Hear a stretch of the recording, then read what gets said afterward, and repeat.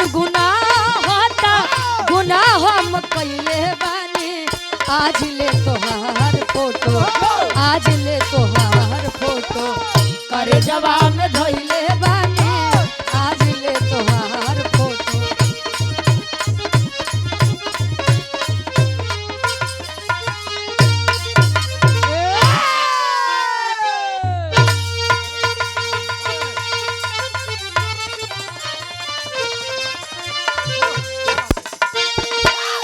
अब समरी आर्य राम रे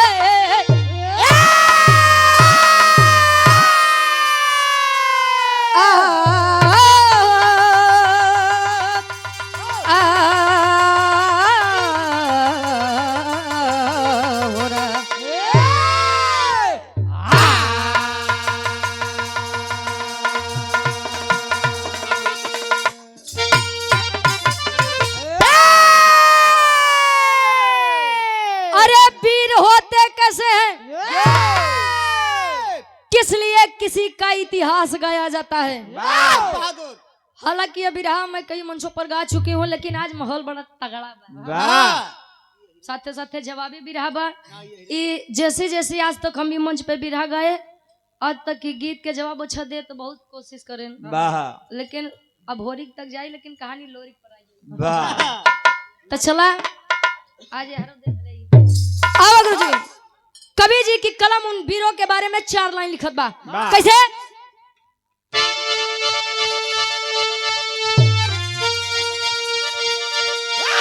अरे तो अरे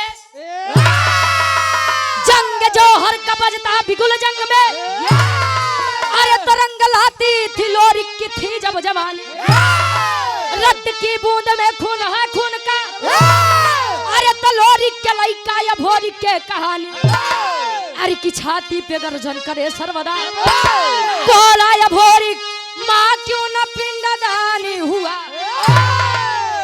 मजरी कहे गुलामी न मंजूर मुझको करे हक अदा वही बलवान हुआ।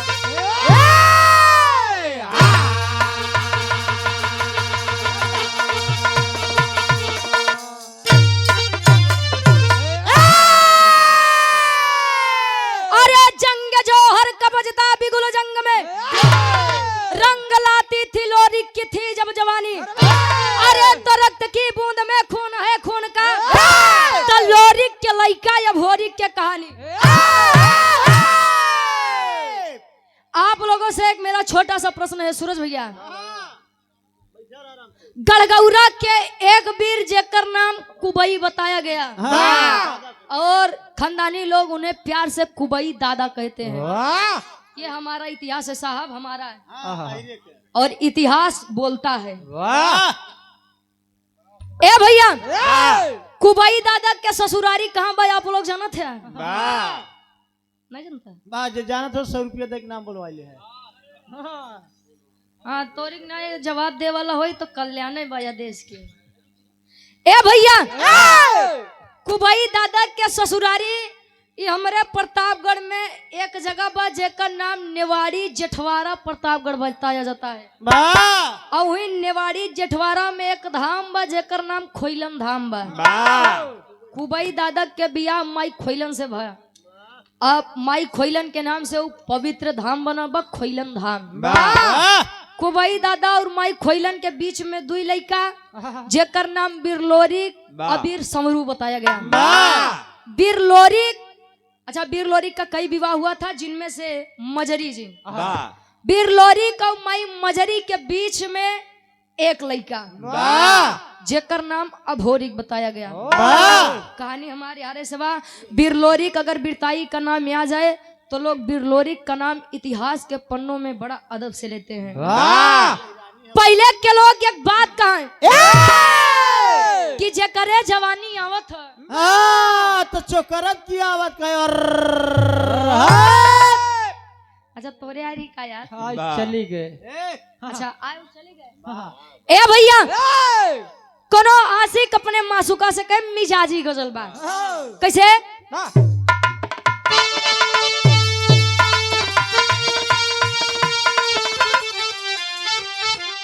आदरणीय हृदय एक गाजी अरे तो परवाने जल रहे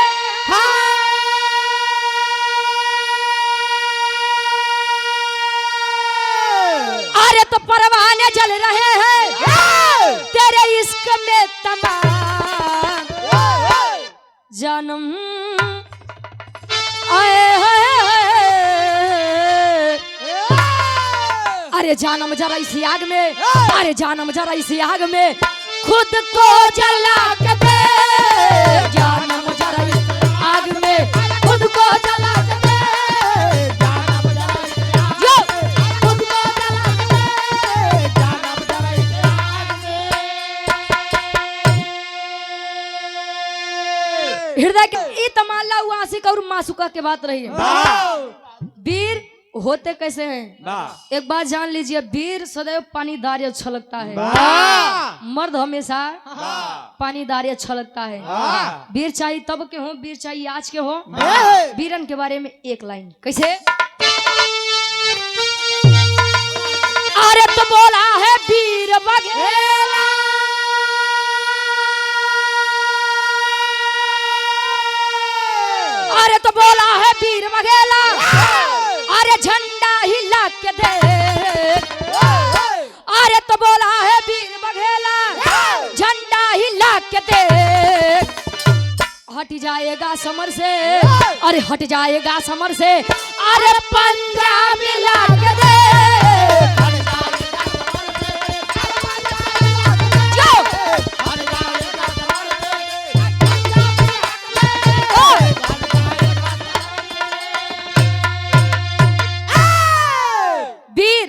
हमेशा सामने से वार करते हैं विराह के हमारे कहानी ही से शुरू बा कवि जी जौहरी छन से लेते हैं कैसे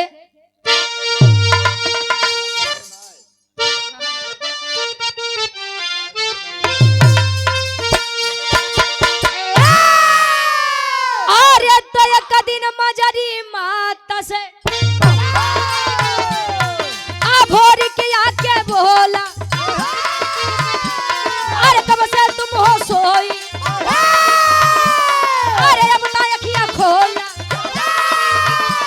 हे पिताजी मेरे सानी तलवार हाथ में साजे दाहिने जिनके माँ दुर्गा अरे माता रही विराजे रणदंगल में जब जाके अरे तन से बहे पसीना समझ के जन्नत मुश्किल करते थे जीना न भी चुनौती से दे तो सहते वो है कमीना जो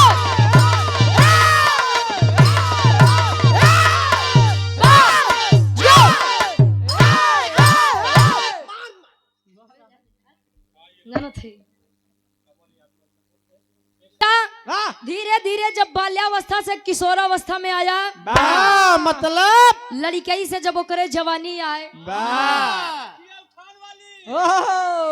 अच्छा अच्छा बड़ा हुआ तब माई दुर्गा के बड़ी आराधना वंदना करे धीरे धीरे समय बीता एक दिन अब होरिक सोचत बा रे यार मेरे पिता बिरलोरिक जब भी इनको जरूरत पड़ी तब तब अपने खून से इनको संतुष्ट करने का काम किए हैं अरे मैं भी तो उनका बेटा हूँ आखिर मेरी बात क्यों नहीं स्वीकारी जा रही है ए भैया इतनी बात जब सुने दुर्गा जी के सामने बैठ के कहे माँ अरे माँ मेरे पिता बिरलोरिक जब भी आपको जरूरत पड़ी अपने जंघे का खून पिला करके संतुष्ट करने का काम किया है ए माई हम नहीं के लइका अभोरिक माँ दुर्गा प्रकट हुए कहे क्या बात है बेटा बोल कहे माई हमरे ही नहीं समझ में आवत बा हम पूजा आराधना मन से करी थी लेकिन आज तक आपने मुझे दर्शन क्यों नहीं दिया था कहीं बेटा अरे मैं क्यों खुश हूँ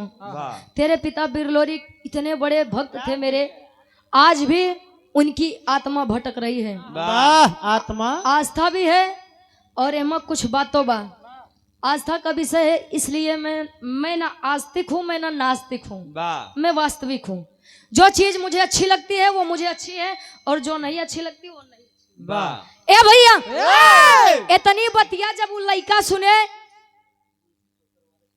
कहे आज भी कि तेरे पिता बिरलोरी की आत्मा भटक रही है बेटा।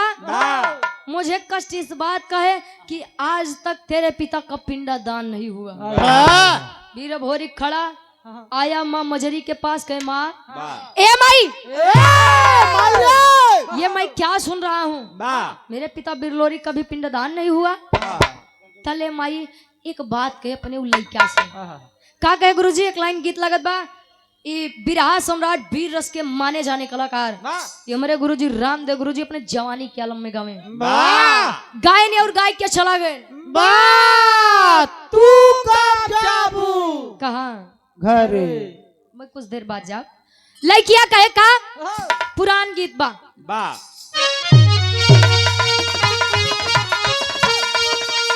अरे त झूलनी पे उड़ानी, अरे झूलनी पे उड़ानी, हई जहाजिया उड़ा दो, हई जहाजिया उड़ा दो, हमार पाई जे बरा जहीरा जड़ा दो, हमार पाई जे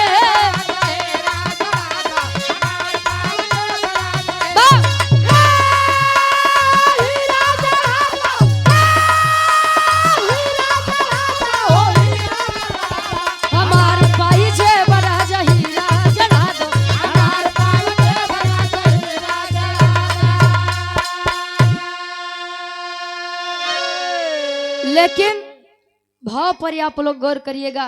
माई कहे बेटा पिंडदान तो मैं करवा देती, लेकिन देखा कहानी आरे से मोड़ लेत बा कि पिपरी के एक राजा जिसका नाम सुरपति बताया गया, सब वीरन के नाम समझत चला है। पिपरी के राजा सुरपति बड़ा दुष्ट लड़का है, बड़ा दुष्ट राजा है बेटा। क्यों? आज तक जो भी पिंडदान करने गया है वो सुरक्षित नहीं आया है, उससे युद्ध करना पड़ता है, सामना करना पड़ता है। इतने पे वीर भोरी खड़ा हुआ है, माँ ए माई, क्या आज भी आपको मेरे पिता बिरलोरी के वीरताई पर शक है? आपको अपने पैदाइश पर शक है? नहीं रे बेटा। तले लड़का एक बात कहे, क्या कहे?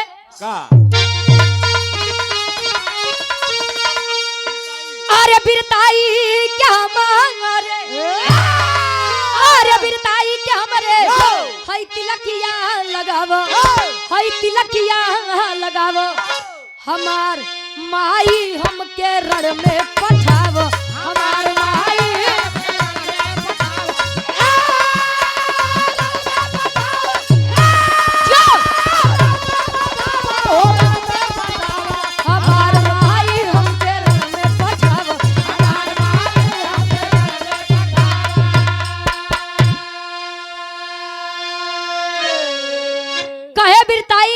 तिलकिया लगावा, हमार माई हमके रण में पठावा। अच्छा, तिलक कई प्रकार का होता है। तिलक पहला तिलक जो पूजा पाठ करे के बाद ही लोग लगाए लेते हैं। अब सर्दी में कितने जने बिना नहाए लगे हैं, न जाने कितने जने तो आज मजबूरी में नहाए ले। दूसरा तिलक विजय तिलक होता है। कोई भी किसी भी क्षेत्र में जाता है तो वह सोचता है कि प्रथम विजय का तिलक मेरे मत्थे पर लगे। तीसरा तिलक जो शादी ब्याह के पहले चढ़ा, जो बर्बादी की शुरुआत होते है।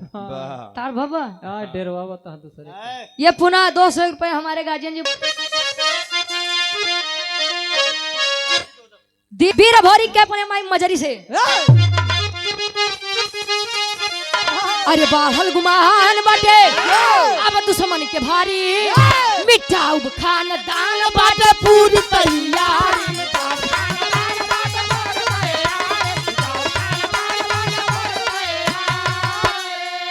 अरे ममता के प्रीतिया, अरे ममता के प्रीतिया तू मन में जगावा, हमार माई हमके रण में पठावा। कहे ममता के प्रीतिया तू रण में मन में जगावा, हमार माई हमके रण में पठावा। ए भैया, अपने माई मजरी से आशीर्वाद लेके गढ़गौरा से चला है वीर, पहुंचा है कहाँ? यही काशी बनारस की धरती पर, जहाँ आप ही लोग कहते हैं कि काशी बनारस भगवान भोलेनाथ के त्रिशूल पर टिकी है। बनारस के धरती पर आया, काशी घाट यानी घाट के किनारे एक पंडा बैठा ब्रह्म बेला बा, सुबेरे के समय बा। तले जब बाबा अखिया खोले तब बीर भोरी के देख के पूछत हैं लल्ला बचवा ए बाबू का बेटा कहाँ से आए हो? उ पंडा के नाम का रहे कवि जी फरियावत है। कैसे?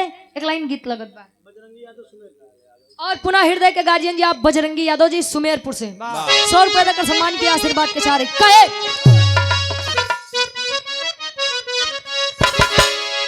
कोनो दुल्ही कहे अरे जब से गवनवा के पहले के समय शादी हो जाए तो गवना 3 साल 5 साल 9 साल 11 साल 13 साल 17 साल 19 साल 21 साल 23 साल 25 साल 27 साल जब गौना के दिन पड़े तो दुल्ही बेचारी डराए पता नहीं हमका सास ससुर कैसे मिली है हमका हमार दुल्हा कैसे मिली मनोज भैया अब तो सास ससुर बेचारे डराते हैं कि हमका पतो हो कैसे मिली पता नहीं महीना 2 महीना बेटवा के साथे रह दई कि अलगाए दई अब उनकर बात छोड़ा उनसे ज्यादा तई भैया लोग डराते हैं पता नहीं महीना 2 महीना 6 महीना जिए दे नीला ड्रम में डाल के सीमेंट से घोर दे ई डरबा तले उ लड़किया जब गौना के दिन पड़ा तो अपने सखी सहेली से एक बात कहे का कहे गुरुजी अरे जब से गवनावा के दिनवा धराई जब से गवनावा के दिनवा धराई रतिया न नींद आवे देह पियराई जब से गवनावा के दिनवा धराई रतिया न नींद आवे देह पियराई जब से गवनावा के अतले अरे करे पिंडदान भोरी भोरी मतलब अभोरी अरे करे पिंडदान भोरी बनारस में आया शशिधर पंडा से बात लड़ाया करे पिंडदान भोरी बनारस में आया शशिधर पंडा पूछा लल्ला बेटा कहाँ से आए हो? बता रहे हैं स्वामी मैं गड़गौरा से आया हूँ मेरे पिता बिरलोरी। कहे वाह बेटा वाह वाह बच्चा तेरे पिता इतने बड़े वीर हैं कि आज तक प्रमाण मिलता है कि उनके सामने अच्छा वीर नहीं टिका। क्या बात है बेटा? कहे स्वामी मेरे पिता बिरलोरी अब इस दुनिया में नहीं रहे। ओहो बड़ी दुख के बाद बेटा तब बोल कोनो काम? कहे हाँ मैं अपने पिता बिरलोरी का पिंडदान करने आया हूँ। सोचिए जो इंसान अभी बखान कर रहा था वही जब इतनी बतिया सुना तो पीछे हो गया। ए बेटवा अब तो तू चाहे लोरी के लड़का हुआ चाहे मनोज राजेंद्र को चाहे जेकर लड़का हुआ इस सुबह का पहला पिंडदान हम ना कराओ काहे बदे कहे बे बच्चा जा बे तोहर खेले खाई के उम्र बा खेला और खा युद्ध करे के चक्कर में नहीं पड़ा जा निकल जा धोती कुर्ता पहन मत बैठा जा कई मतलब शशिधर पंडा समझावत है इनका समझावे अशोक बड़े भैया शशिधर पंडा वीर भोरी के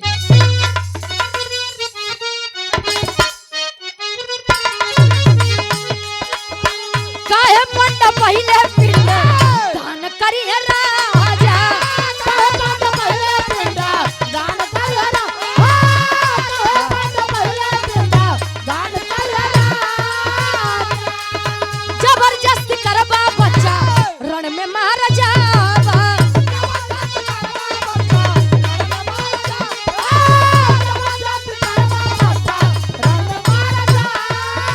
जबरदस्त करबा बच्चा रण में मारा जाबा तब सुन के खबर भोरी सुन के खबर भोरी तन में गुस्सा आया सुन के खबर भोरी तन में गुस्सा आया शशिधर पंडा से बात लड़ाया सुन के खबर भोरी तन में गुस्सा आया कहे बेटा चली जा नहीं पिपरी के राजा सुरपति यदि जान जाए नहीं तो छोड़े दी नहीं हमें छोड़े दी। वाह। तौले निकाल के तलवार गर्दन पर रख दिया। ए बाबा ये बताइए पिंडदान करवाएंगे कि नहीं करवाएंगे? करवाएंगे कि नहीं करवाएंगे? बोला करवाऊंगा कि नहीं करवाऊंगा? वाह इतनी बतिया जब गर्दन देखे कि तलवार से घिरी बद तले शशिधर पंडा बेचारा बैठ गया। हाँ लगा निहरे भाई। अरे साला पिंडादान नहीं करवाओ तो ई मार दे। ई का मतलब अभोरिक। पिंडादान नहीं करवाओ दे तो ऊ मार दे। ऊ का मतलब सुरपति। आगे कुआं पीछे खाई। कौने ओरी हम जाई। ई 50 रुपया हमारे गार्जियन जी, पुनः हमारे गार्जियन जी आप बजरंगी यादव जी सुमेरपुर से 50 रुपए देकर सम्मान किया आशीर्वाद के छारे। ए भैया अच्छा डर के कारण शशिधर पंडा वीर अभोरी के पिता यानी लोरी का पिंडदान करवा दिया। अब बैठा है शशिधर पंडा वीर अभोरी विचार करते हैं आखिर सुरपति आ की सारी बात बताओ तो तले राजा के पास खबर पहुंची है। राजा बड़को वीर बना थे, बड़का पारुनाथ बना थे, यहाँ बच्चा है। तोरे साल के बनी बनाई नियम तोरे बनी बनाई परंपरा के एक ही कल के लड़का 21 वर्षीय बालक वीर भोरी खत्म कर दे। मतलब सुबह का पहला पिंडदान आप करते हैं लेकिन यहाँ करके वीर भोरी के अपने पिता वीर लोरी का पिंडदान कर दिया। ए भैया राजा सुरपति खड़ा हुआ, खबर भिजवा दो नगर में, फौज तैयार करो। सोचला एक छोट सा लड़का के मारे बदे हजारन के फौज लेके पहुंचा कहाँ सुरपति? बनारस के धरती पर। बनारस के धरती पर पहुंचा। शशिधर पंडा देखे तो उठे लगे भागे, पकड़ के भोरी कुर्तो बैठा ले से कहाँ जाते हैं? जब ले वीर भोरी जी हैं तो ले तुम्हें कुछ ना हुई, बैठिए। शशिधर पंडा कहे जा सरऊ तू तो जाबे करबा हम के लेके जाबा, हम अपने मेहरारू के एकलौदा मरद है। ए भैया कहा था कैसे टेरी के भाव में कभी लिखत है।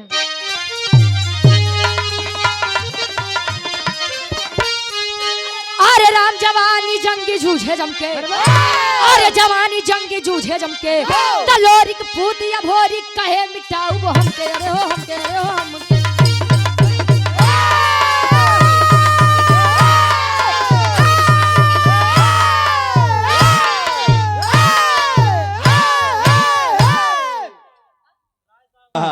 कहे लोरिक पूत या भोरी कहे मिटाऊ वो हमके, जवानी जंगी जूझे जमके। हम का मतलब अहंकार, अहंकार, घमंड। जब अहंकार तो अच्छे अच्छे के नहीं चला तो अहंकार सर उकाय औकात। ए भैया अच्छा एक तरफ हजारों की फौज लिए सुरपति मार हसद भाई आवा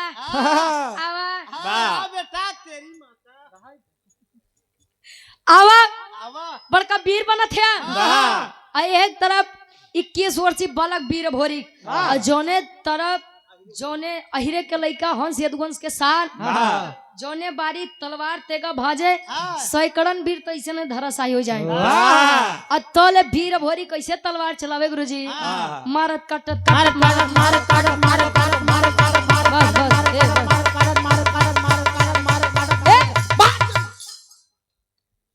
मारत काटत। अच्छा पहुंचा हजारों की फौज समाप्त करके जो 150 बेचारे बचाने लगे मन मन सुरपति के गरियावे।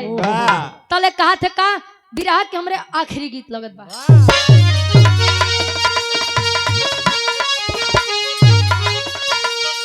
अरे सासू मारे तनवा, अरे सासू मारे तनवा, आई नदिया मारे तनवा रे तनवा, आई हो मारे तनवा, आई हो मारे तो हमारे भैया के सरवा रे तनवा, आई हो मारे ना तो हमारे भैया के सरवा रे तनवा, आई हो मारे ना तो हमारे भैया के सरवा रे तनवा, आई हो मारे ना। कहे तनवा हाई हो मारे ना, हमरे भैया के सरवा तनवा हाई हो मारे ना। देखा आप लोग हंस के आग मती लगावा। हाँ ये हम नहीं, ये पहले के लोग हमें अच्छा कुछ गवैया खड़ा हुए तो कहिए सासू मारे तनवा, ननदिया मारे तनवा, तनवा हई हो मारे ना, हमारे आगे कोई बेटी है नहीं यार सनावा। तनवा हई हो मारे ने। खैर कौन लड़की बतावे? अरे अमवा तक खैली, अरे अमवा तक खैली, हई कोई लरिया खींच के मारली रे दगिया लगी रे गईले कि दगिया लग गई ता हमारे कोरी रे चुनरिया रे दगिया लगी रे गई ना, ता हमारे कोरी रे हमारे कोरी रे चुनरिया रे दगिया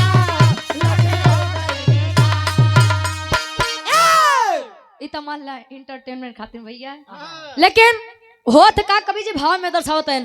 अरे लोरी के पुतवा गरजा, लोरी के पुतवा गरजा, वीर बालवन मार जनवा, हरि के मार के जनवा हरि के मार तकूदा जंग मैदानवा रे जनवा, हरि के मर कूदा जंग माया दानवारे जनवा हरि के मार बा कूदा जंग माया दानवारे जनवा हरि के मार चल दिया।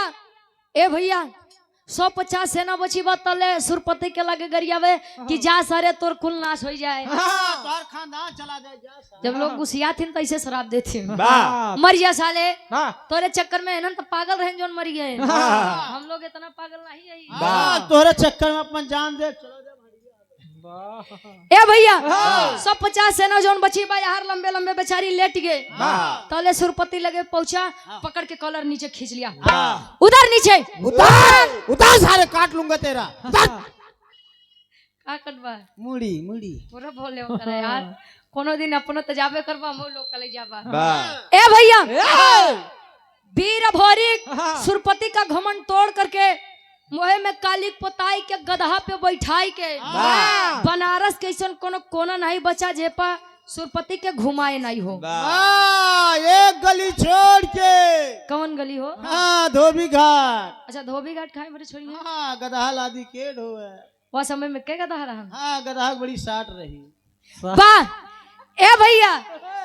अच्छा अब देखा यार पिंडदान हुआ और सुरपति का घमंड भी टूटा, बिरहा हमार तीसरी जगह मोड़ लेत बा। सुरपति की एक बिटिया जेकर नाम केवला पतिया बताया गया। अरे बारे केवला पतिया, केवला पतिया अभोरी के बिरताई पर पहले से ही खुश थी, मुग्ध थी। जल इतनी बतिया सुने आज अब मन में इच्छा जगी बा, अरे हमार सैया अब जी अब तोरे बदे मरद तोरे बदे। ये हमार पो पो केवला पतिया के अंदर बड़ी अच्छी विशेषता रही, कौन चीज जानो थे? जादू करने की कला बहुत अच्छे से जानती थी। बाहर केवला पतिया तब आराम से बैठी हुआ अतल करत का पापट के भाव में कवि जी लिखत है। अब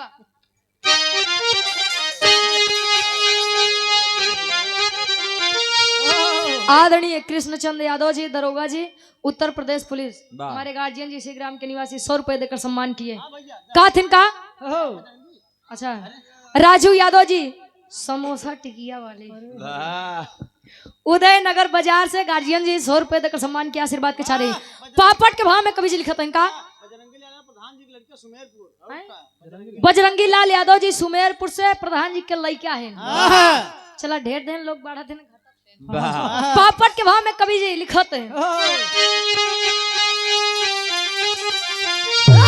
अरे तयाई केवला पतिया हसीना जीना मुश्किल बा, अरे तयाई केवला पतिया हसीना जीना मुश्किल बा, तब बाप का इज्जत भोरी काहे छीना जीना मुश्किल बा। अरे बाप का इज्जत भोरी काहे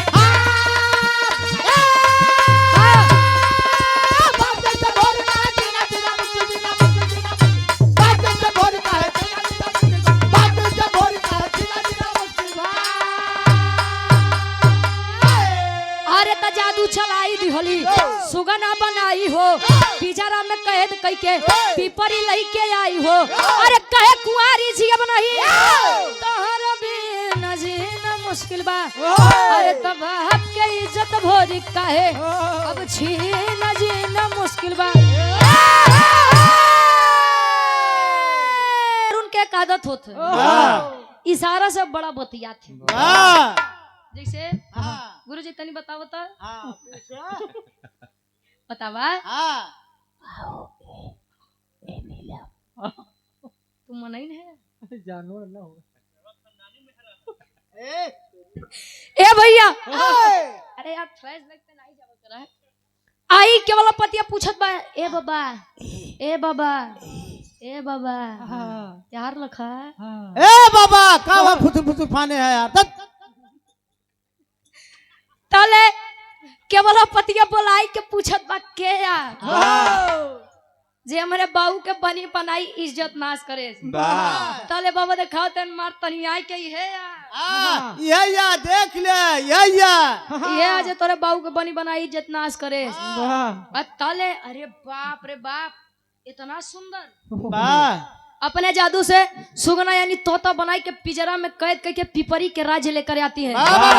केवल पतिया एक बात करे दिने में तक बीरा भोरी सुगना बना रहा है लेकिन जब रात होए तले मरद के तन दे काहे बदे जाना था जबरदस्ती प्रेम करना चाहिए लेकिन वाह रे समय बीरा भोरी कहा किया लड़की अरे लड़की तुझसे मैं इस प्रकार प्रेम कर लूं थू थू तेरे पैर घाट वाह बीरा भोरी खेला थू ये 21 रुपए देकर सम्मान किए हृदय के गार्जियन जी बजरंगी लाल यादव जी सुमेरपुर से प्रधान जी के आप सुपुत्र हैं आशीर्वाद के चारी। ए भैया अच्छा धीरे धीरे समय बीतत बा। ए भैया गढ़गौरा में माई मजरी के अपने बेटवा अभोरी के चिंता सतावत माई के जियरा गाई के पुतवा के जियरा कसाई के बात बाबू जियरा साढ़े के अरे जिया से भेजत नहीं कि जा अपने भाई के पता कई किया वा भेजत ही कहा आल्हा के भाव में कवि जी प्रमाण देते हैं।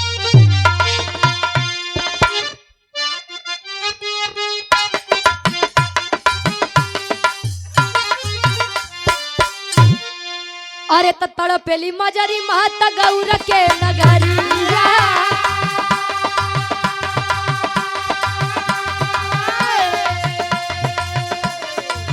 देवराई चनराई के दी होलिन पठा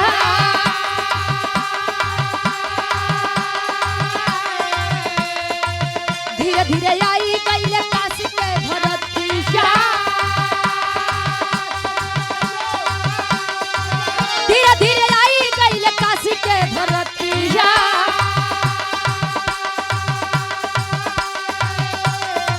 शशिधर पंडा हो गईलन भेटा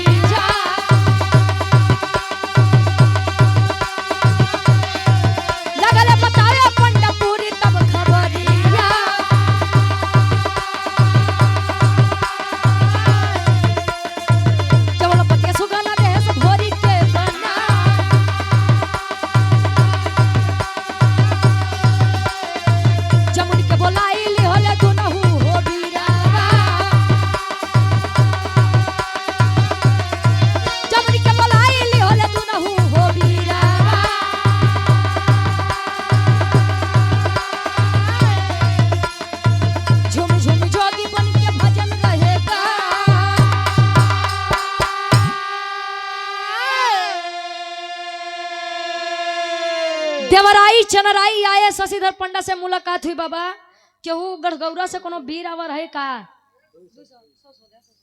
कहे हाँ बड़ा अच्छा वीर था है कहा कहे कि बेटा बड़ी लंबी कहानी है सुरपति का घमंड नाश करके बैठा था केवलापतिया उसकी बेटी आई अपने जादू से आई और उसको सुगना यानी तोता बना करके पिजड़ा में कैद करके अपने पिपरी राज लेके गबा ए बेटा वो बड़ी बरियार जादूगरनी बा तोरे राजा के अगर तोहका चाहिए तो जाई के पिपरी से लेके आबा लहो सो ले ढेर मेहनत कई लोग बा बेटा कम तो रहनु मन नहीं नहीं ठीक बा पहले 100 रुपया पाई के ना बा यहाँ रह का फरीदाबाद रहे ए भैया इतनी बातियां सुने तो देवराई चनराई के माई के नाम जमुनी रहे तो जमुनी माई बड़ा जादू जानत रही। बोलाए जमुनी माई के तीनों जने जोगी बन के पहुंचत हैं पिपरी के राज दरबार लगा बा। तीनों जने भजन गावत हैं। भजन की आवाज जब कान के अंदर गई तब केवला पतिया कहे ए हमार सैया, ए हमार राजा, ए हमार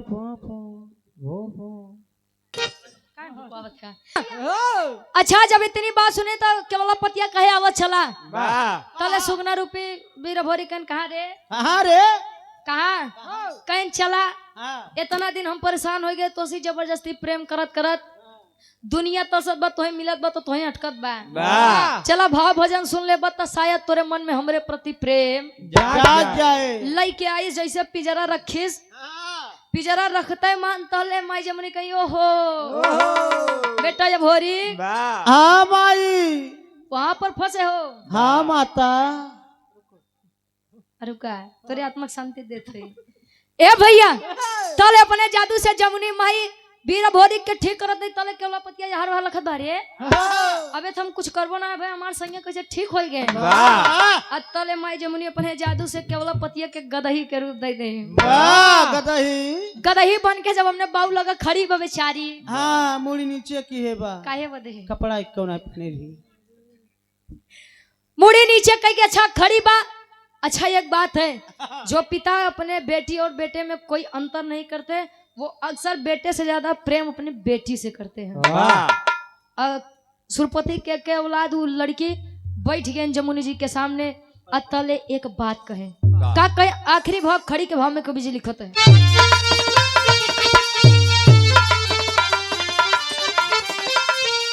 अरे तमाने गलती जमुनी के हाय चरनिया धई के अरे तमाने गलती जमुनी के हाय चरनिया धई के हम हाय भाई तू बहिनी वचनिया कही के हमार भाई तू बहिनी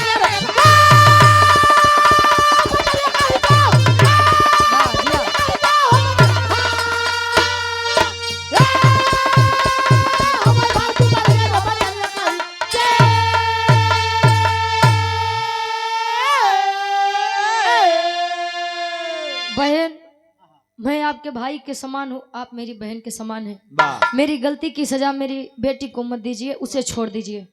तले मार केवल वीर भोरी तनिया तहने के नहीं छोड़ब ए माई के नहीं छोड़ब तो सारे तीनों काट ले हाथ गोड़ मुड़ी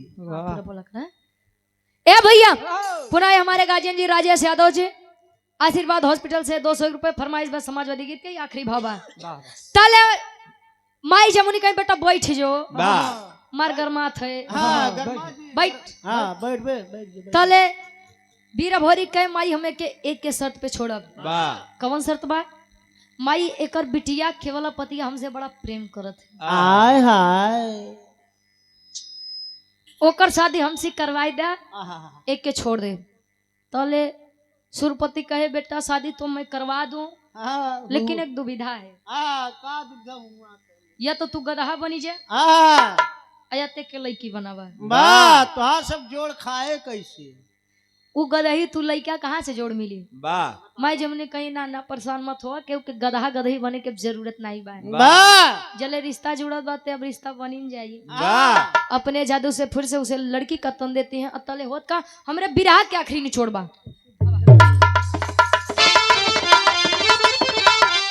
अरे केवला पतिया भोरी के हो गईली हो शादी हो तस्यु भोरी पैदा भइले पिपरी मिली आजादी हो शिव भोरी पैदा भले हो शिव भोरी पैदा भले पिपरी मिली आजादी। अरे तय अपने घर आए हई दुल्हनिया लई के मनोज भैया अरे तय अपने घर आए हई दुल्हनिया लई के हम हई भाई तू बहिनी बचनिया कही केवला पतिया भोरी की हो गई शादी। आए गड़गौरा में धीरे धीरे समय बीतत बा। ए भैया दोनों के मिलन से दोनों के सहयोग से एक बच्चे का जन्म होता है जिस बच्चे का नाम शिव भोरी बताया गया। हमारे विराह के शीर्षक रहे लोरी के पिंडदान और अभोरी की शादी। कुबई दादा खोइलन जी के बीच में दुई लड़का वीर लोरी का समरू जी, वीर लोरी का माई मजरी के बीच में एक लड़का जेकर नाम अभोरी, अभोरी और केवला पतिया के बीच में एक लड़का जेकर नाम शिवभोरी। ये अपना इतिहास बोलता है खाटी अहिरानी के चीज। आखिरी में खन्नान के पर्चे बा कैसे गुरु बिहारी गुरु गणेश गुरु रामलाल मुरबा का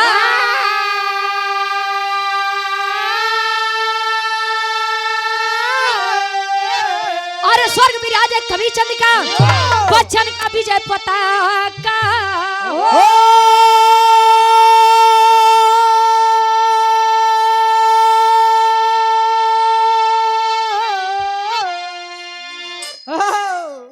अरे जवानी जंगी जूझे है जमके ग्वालो वंशी रुचि परी का ना पे पानी जवानी जंगी जूझे है जमके